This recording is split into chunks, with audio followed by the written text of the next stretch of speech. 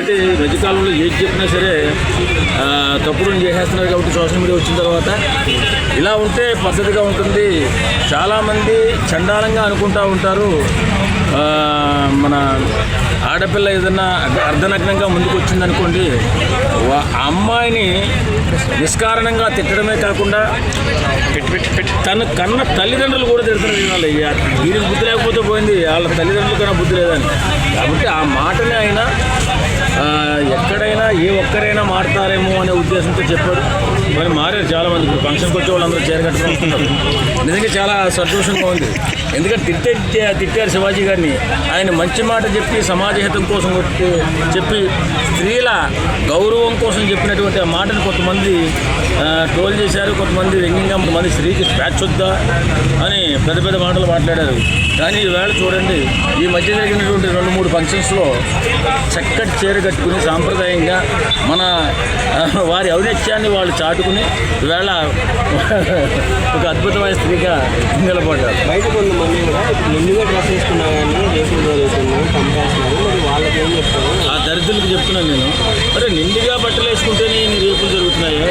అర్ధనగ్నంగా పూర్తినగ్నంగా ఉంటే ఇంకెన్ని రేపులు జరుగుతాయి? అసలు మాట్లాడే దానిలో ఏదైనా అర్థం ఉందా? నిండుగా పూర్తి రేపులు జరుగుతున్నాయి. సన్నాసులారా, నేను ఒకటే చెప్తున్నా, ఎందుకంటే నిండుగా కప్పుకుంటేనే ఇన్ని జరుగుతాయి. అర్ధనగ్నంగా పూర్తినగ్నంగా ఉంటే ఇంకెన్ని జరుగుతాయి? అప్పుడు ఎవడు బిడ్డ కూడా బతిబ్రతగా మిగలదు. కాబట్టి ఒళ్ళు దగ్గర పెట్టుకుని మాట్లాడండి. ఆడవారి సాంప్రదాయం గురించి, సంస్కారం గురించి మాట్లాడితే మధ్యలో వచ్చేసి ఏవో కొంపలంటికి పోయినట్టు మధ్యలోకి వచ్చేసి మాట్లాడుతున్నారు. అంటే ఏంటి? ఆడవాళ్ళని చెడగొట్టాలని ప్లాన్ చేస్తున్నటువంటి నీచుల్లో మిగిలిపోతారు. అంటే శివాజీ గారు మాట్లాడినప్పుడు బయటకు వచ్చి అనసూయ గారు నాగబాబు ఖండించారు.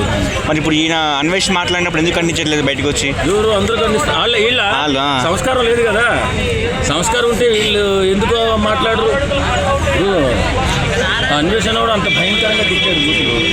మరి మన కాలం అంటే మన జనరేషన్ మరి మహాపతివ్రత అనసూయ గారు మరి మాట్లాడాలి కదా. ఎందుకు మాట్లాడలేదు? సిగ్గుండా మాట్లాడతారు. ఇప్పుడు అంత ఘోరంగా తిట్టాడు, ఖండించాలి కదా. ఒక మెసేజ్ పెట్టలేదు, ఒక వాట్సాప్ ట్విట్టర్లో పెట్టలేదు. అంటే వీళ్ళకి బట్టలు ఇప్పేసుకోవడం సరదాగా ఉంది. ఇప్పేసుకోండి కాదని ఎవడన్నాడు? శివాజీ గారిని ఎందుకండు? శివాజీ ఆడబిడ్డల గౌరవం గురించి మాట్లాడింది వక్రీకరించి మాట్లాడారు. ఎవడు రాని ఒకడు కోసేయాలని ఒకడు, తీసేయాలని ఒకడు, ఏం బిగుతారు. సో అన్వేషణ అనేవాడు ఇండియాకి రాను, నాకు ఒక కూతురు పుడితే కూడా నా కూతురు పరిస్థితి కూడా అలాగే కావచ్చు, అందుకే భయం వేస్తుంది, ఇండియాకి రానని చెప్పేసి కూడా మాట్లాడుతున్నాడు. ఏదో ఇండియాకి ఎవరు రమ్మన్నాడు? ఇండియాకి వస్తే తొక్కుతారు. ఇక్కడ చాలా ఉన్నాయి ఆవిడ మీద. అతను ఏమైనా అక్కడ పర్మనెంట్ గా ఉండగలిగే వీసా ఉందా అతనికి? ధైర్యం వాడికి, ఆ వెదకున్నటువంటి ధైర్యం కాబట్టి అమ్మల్ని అక్కల్ని ఎలా తిడతాడు?